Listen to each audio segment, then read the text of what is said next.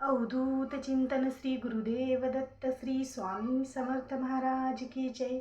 श्री स्वामी समर्थ सर्व ताई आणि दादांना तुमचं सर्वांचं स्वामी समर्थ माझी आई या चॅनलमध्ये तुमचं सर्वांचं स्वागत आहे. आजचा नवीन वर्षाचा पहिला दिवस स्वामी समर्थ महाराजांच्या कृपेने तुमचा आनंदाचा, सुखाचा आणि भरभराटीचा जावो ही स्वामीचरणी प्रार्थना करून आजच्या व्हिडिओला सुरुवात करूया. तर आजचा व्हिडिओ आपला असा आहे की स्वामी चरित्र सारामृताचे 11, 21 किंवा 108 पारायणं कशी करायची आहेत, तर तेच आपण या व्हिडिओमार्फत आज बघणार आहोत. तर बघा, बऱ्याच वेळेस काय होतं की आपल्याला थोडीशी सर्दी, खोकला, ताप असं वगैरे काही झालं तर आपण डॉक्टरांकडे जातो. तर म्हणजे प्रत्येक आजारावर वेगवेगळी औषधं असतात. तर खोकल्याचं औषध वेगळं, सर्दीचं वेगळं, असं प्रत्येक वेगवेगळे औषधं असतात. पण हे 108 स्वामी चरित्र सारामृताचे जे 108 पारायणं, 21 म्हणा 11 जे पारायण आहेत, हे जर तुम्ही पारायण केलं तर हे तुमच्या जीवनातील प्रत्येक अडचणीवर ही एक महत्त्वाची सेवा आहे की या एकाच सेवेनं तुमच्या जीवनातील भरपूर ज्या काही साऱ्या अडचणी आहेत तर त्या दूर होतील.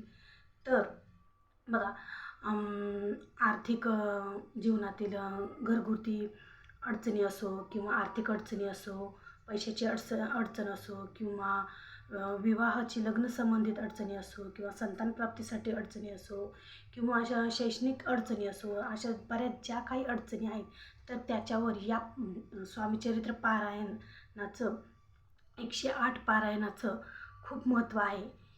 जर तुम्ही स्वामीचरित्र सारामृताचे पारायण जर केले तर तुमच्या जीवनातील बऱ्याचशा अडचणी दूर होतील.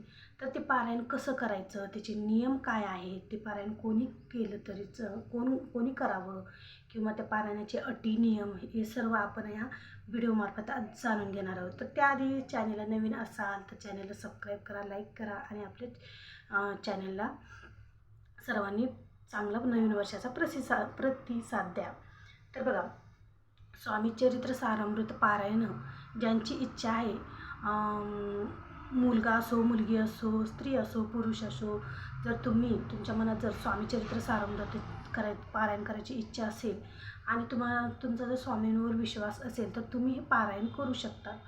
आणि पारायण करताना नियम काय आहेत, तर बघा, पारायण करताना सगळ्यात महत्त्वाचा नियम म्हणजे तुम्हाला मांसाहार वर्ज्य करायचा आहे. बघा, तुम्ही 21 पारायण करा, 108 पारायण करा, तर हे पारायण संपेपर्यंत तुम्हाला मांसाहार करायचा नाही.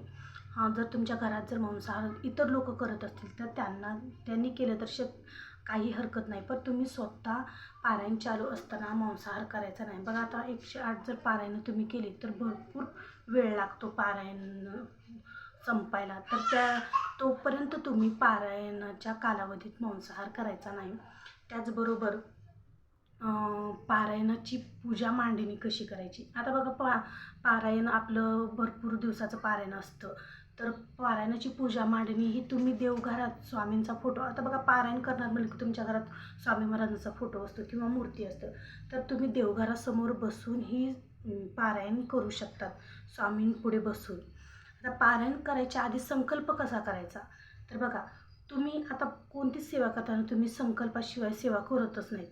आणि जर तुम्ही संकल्प जर केला तर तुम्हाला लवकरात लवकर या सेवेचं फळही मिळतं. तर संकल्प कसा करायचा, पारायणाला सुरुवात करायच्या आधी तुम्ही मठामध्ये जावा, केंद्रात जावा किंवा एखाद्या दत्त महाराजांच्या मंदिरात जावा. तिथे जाऊन तुम्हाला नारळ, खडीसाखर आणि एक फूल स्वामींच्या चरणापाशी ठेवायचं आहे.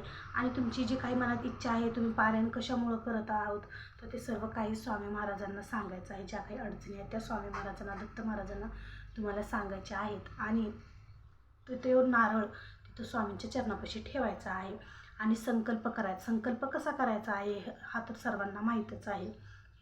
तर संकल्प करून नंतरच तुम्ही म्हणजे पारायणाला सुरुवात करायची आहे. तर बघा, जर तुम्ही 21 पारायण केले तर तुम्ही एका दिवसात 1 पारायण करू शकता, 2 पारायण करू शकतात. आणि जर तुम्ही 108 पारायण जर केले तर तुम्ही एका दिवसात, जर तुम्हाला जर वेळ जर भरपूर असेल, वेळ जर तुम्हाला भेटला तर तुम्ही एका दिवसात 2 पारायणसुद्धा करू शकतात, 3 पारायणसुद्धा करू शकतात एका दिवसात. म्हणजे तुम्हाला लवकर तुमचे 108 पारायण पूर्ण होतात.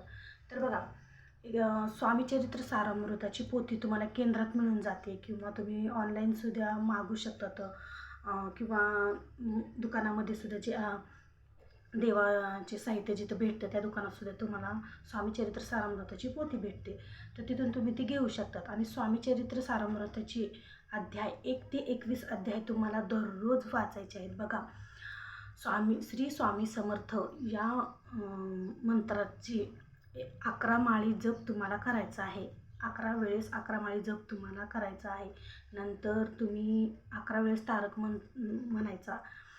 नंतरच तुम्ही मग 1 ते 21 अध्याय स्वामी चरित्र सारामृताचे वाचायचे आहेत. आणि अशी तुम्हाला ही स्वामी चरित्र सारामृताचे पारायण सुरू करायचं आहे. तर बघा, आपल्या जीवनात ज्या काही अडचणी असतात, आपले घरगुती प्रश्न असतात, किंवा शैक्षणिक म्हणा, आर्थिक म्हणा, वैवाहिक म्हणा, किंवा संतान प्राप्तीसाठी म्हणा, भरपूर आपल्या सर्वांच्या जीवनामध्ये अडचणी असतात. तर ह्या अडचणी स्वामी मार्गात आल्यानंतर हळूहळू नाहीशा होत असतात. बघा, स्वामी मार्गात ज्या कोणी नवीन ताई दादा आहेत तर त्यांच्यासाठी हा व्हिडिओ खास आहे.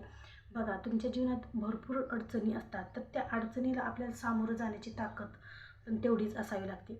बघा, आता अडचणी तर आपल्याला आपल्या जीवनात येणारच आहेत आणि त्या अडचणीला आपल्याला सामोरं तर जावंच लागणार आहे. पण त्याचबरोबर एक आपल्याला मायेचा हात, मायेचा आधार पण असायलाच पाहिजे, तो म्हणजे आपल्या स्वामी महाराजांचा. आणि स्वामी महाराजांचा जर हात ज्याच्या डोक्यावर असेल तर तो कधीच एकटा पडणार नाही आणि त्याच्या जीवनातील संकटे ही हळूहळूशी नाहीशी होऊ शकतात. तर तुम्ही स्वामी चरित्र सारामृताचे 108 पारायण करा. तुमच्या जीवनातील अडचणी ह्या नाहीशा होतील आणि बऱ्याच अशा काही जे आपल्या अडचणी जीवनात प्रॉब्लेम आहेत तर त्या हळूहळूशा नाही होतील. अशा बऱ्याच सेवा आहेत स्वामी चरित्र सारामृताच्या पारायण जी मी तुम्हाला आता सांगितलेल्या आहेत. तर ही सेवा तर तुमच्या बऱ्याच अडचणीवर चालते, कारण तुम्ही ही जर सेवा मनापासून एकदम केली तर याचं फळ ही तितकंच भेटेल. तर ही आपण सेवा स्वामी चरित्र सारामृत पारायण 108 पारायण जर तुम्ही केले तर बघा, तुमच्या मनातील जी काही कितीही तुमची मोठी अडचण असो, कितीही तुमची इच्छा असो, तर ती इच्छा पूर्ण झाल्याशिवाय राहणार नाही. तर आणि त्याचबरोबर स्वामी चरित्र सारामृताचे पारायण बऱ्याच ताईंनी दादांनी केलेले आहेत, तर त्यांना अनुभवही तितकेच छान आलेले आहेत.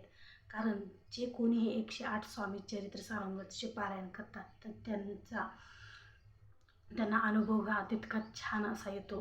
तर आपण स्वामी चरित्र सारामृताचे मांडणीचं पण पाहिलेलं आहे.